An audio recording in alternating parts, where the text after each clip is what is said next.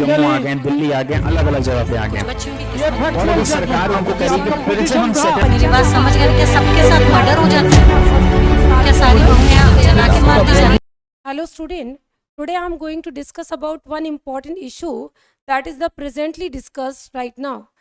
And the issue is related whether a woman is entitled to claim the divorce when the husband has refused to continue with education. So means to say, if the woman wants to continue her education and the husband or in-laws refuses that they are not going to allow you to continue the education, would it amount to a ground for cruelty for divorce or not? So we know as a law student that as per section 13(1)(a), there is one important ground for cruelty. One can seek divorce if the other person is committing cruelty in terms of marriage relations.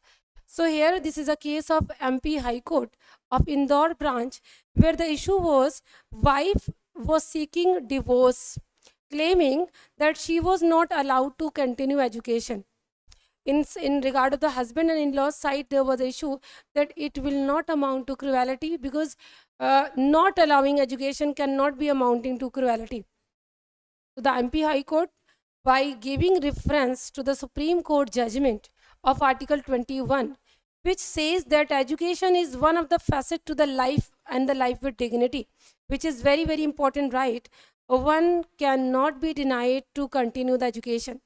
So if one is forced not to continue with education, it is not only going to deprive him or her from right to life and personal liberty, but is also going to commit a wrong, which is a marriage wrong, and that is a divorce.